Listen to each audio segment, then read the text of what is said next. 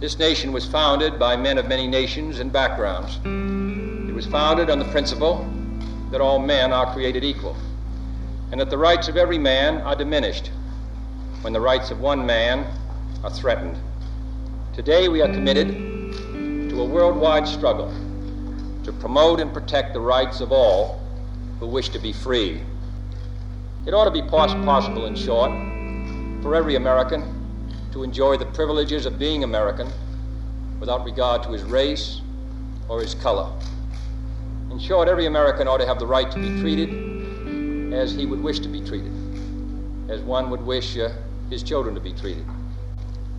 This is not a sectional issue. Difficulties over segregation and discrimination exist in every city, in every state of the Union, producing in many cities a rising tide of discontent that threatens the public safety.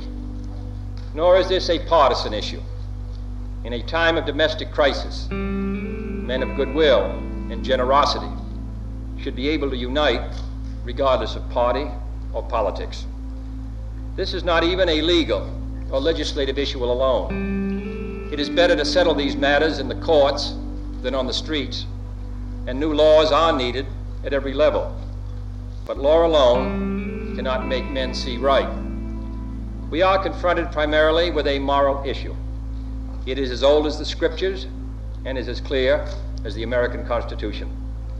The heart of the question is whether all Americans are to be afforded equal rights and equal opportunities, whether we are going to treat our fellow Americans as we want to be treated. And this nation, for all its hopes and all its boasts, will not be fully free until all its citizens are free. We preach freedom around the world, and we mean it, and we cherish our freedom here at home.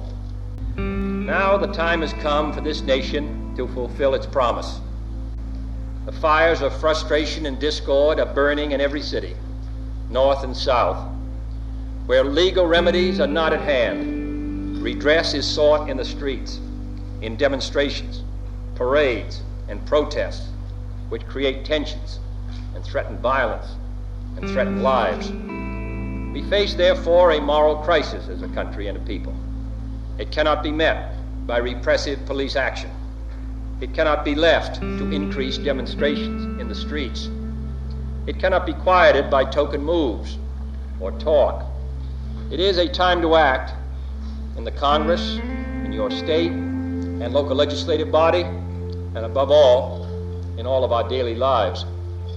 It is not enough to pin the blame on others, to say this is a problem of one section of the country or another, or deplore the facts that we face.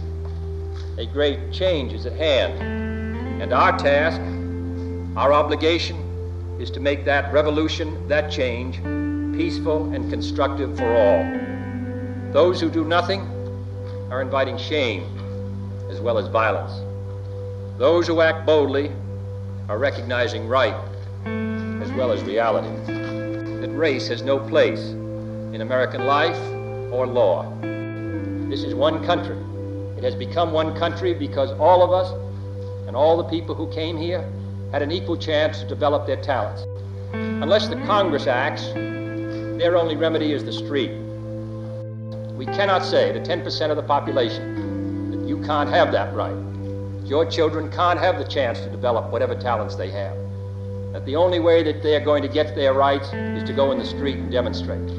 I think we owe them and we owe ourselves a better country than that. And this is a matter which concerns this country and what it stands for. And in meeting it, I ask the support of all of our citizens.